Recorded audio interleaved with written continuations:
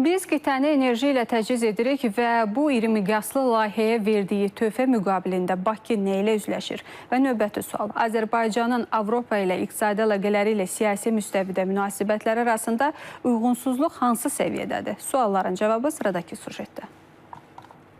Bu ilin yanvar-sentyabr aylarında Azərbaycandan Avropaya 9,4 milyard kubmetr qaz ixrac olunub. İlin sonuna dək bu rəqəmin 13 milyard kubmetrə çatacağı gözlənilir. Bununla da Avropa bazarındakı Azərbaycan qazının payı 7% ötəcək. 2027-ci ilədək isə qoca qitəyə tədarük olunan təbii qazın həcminin 2 dəfəyədək artırılması nəzərdə tutulub. Bu da Cənub qaz dəhlizinin əsas segmentləri olan TANAP və TAP kəmərlərinin ötürücülük gücünün artırılması ilə reallaşacaq. Ümumilikdə isə indiyədək Azərbaycan Avropaya 38 milyard kubmetrə yaxın qaz tədarük edib.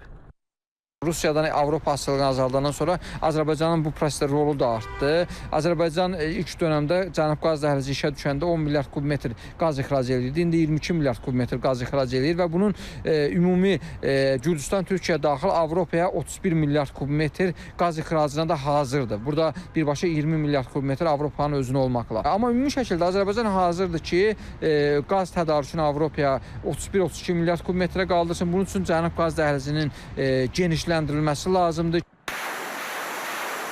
Rusiya-Ukrayna müharibəsi başladıqdan sonra Avropanın qapısını döydüyü ölkələrdən biri də Azərbaycan oldu. Vaxtı ikən Azərbaycandan Avropaya enerji tədarükünə bağlı layihələr gündəmə gələrkən, rəsmi Bakı qonşu dövlətlərin təzyiqləri ilə üzləşmişdi. Buna baxmayaraq Azərbaycan Avropa ilə enerji layihələrinin icrasına nail oldu.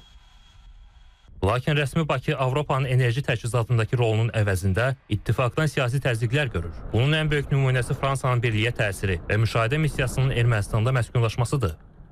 Görürük ki, müxtəlif qətnamələr qəbul olunur Avropa parlamentində. Bizə qarşı çıxışlar, ultimativ tonda bizlə danışmaq istəyi görünən bir amillərdən biridir. Bir mənalı şəkildə müşahidəçilər missiyası kəşfiyyat xarakteri daşıyan bir missiyadır. Binokul diplomatiyası o deməkdir ki, bunlar deməli Ermənistan ərazisində dayanaraq bizi izləyir, bizə nəzarət etmək istəyir. Yeri gəlmişkən bu günlərdə Ermənistan Hraparak nəşri Avropa İttifaqı müşahidə missiyasının müddətinin uzadılmayacağını iddia edib. Nəşr yazır ki, İrəvan Bakının tələbini yerinə yetirmək istəyir. Görünən isə odur ki, Avropa İttifaqının Azərbaycanla iqtisadi əlaqələri siyasi münasibətlərlə tərs mütənasibdir. Bütün bunlara baxmayaraq nəinki Azərbaycan, elə Avropanın özü də enerji sahəsində əməkdaşlığı davam etdirmək niyyətindədir.